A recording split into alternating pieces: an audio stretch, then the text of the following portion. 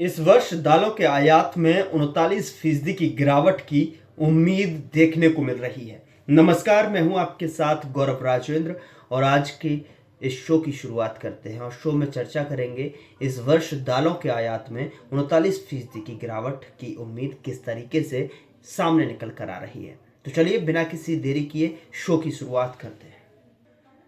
दरअसल व्यापार सूत्रों ने कहा कि चालू वित्त वर्ष में भारत का दालों का आयात 39% घटकर लगभग 45 लाख टन रहने की संभावना है, जबकि 2024-25 में ये रिकॉर्ड 73.4 लाख टन था। उन्होंने आगे ले जाने योग्य पर्याप्त स्टॉक और अच्छी फसल की संभावनाओं का हवाला दिया।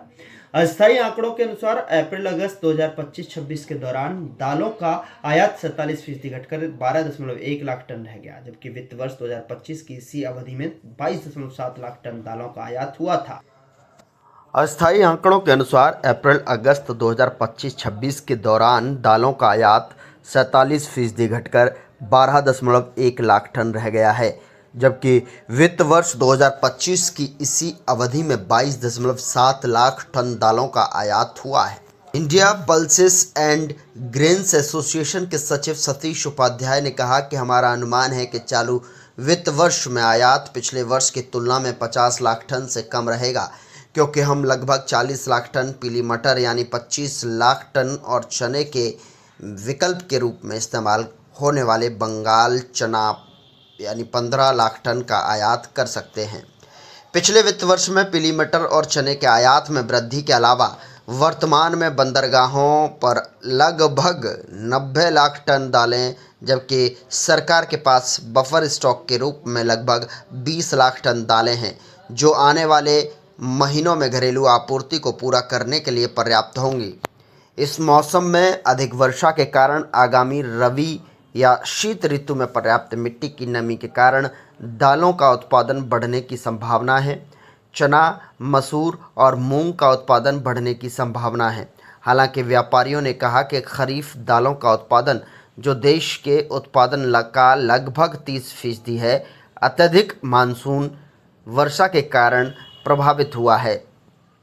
सूत्रों ने बताया कि व्यापारियों के पास वर्तमान में 20 लाख टन दालें हैं, क्योंकि खरीफ फसलों अरहर, उड़द और मूंग की कटाई शुरू होने वाली है।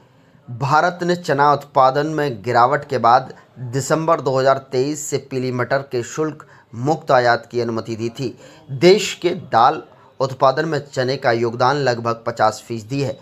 2018-19 और 2022-23 के बीच आयात औसतन 27 लाख टन था, जो 2023-24 में तेजी से बढ़कर 4.8 मिलियन टन हो गया और वित्त वर्ष 25 में 73 लाख टन का नया रिकॉर्ड बनाया। 29.5% की हिस्सेदारी के साथ पीली मटर 2024-25 में कुल दालों के आयात में सबसे बड़ी हिस्सेदारी रखती है। इसके बाद चना 22%, अरहर 16.7%, मसूर 16.6% और उड़द 11.2% का स्थान आता है।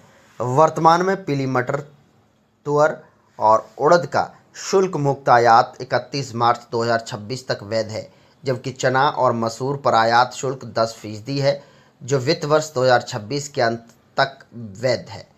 भारतीय दालों की खपत मुख्य रूप से मोजाम्बिक, तंजानिया, म्यांमार, कनाडा, रूस, ऑस्ट्रेलिया और ब्राज़ील से आयातित तुअर, उड़द और मसूर है। तो आपने देखा कि किस तरीके से इस वर्ष दालों के आयात में 39% की गिरावट की उम्मीद दिखाई दे रही है। अगर आपने अभी तक हमारे चैनल को सब्सक्राइब नहीं किया तो सब्सक्राइब करना ना भूलें और साथ ही बेल आइकन को ज़रूर दबाएं, जिससे कि हर एक खबर, हर एक शो आपको सबसे पहले नोटिफिकेशन के माध्यम से आप तक पहुंच पाए।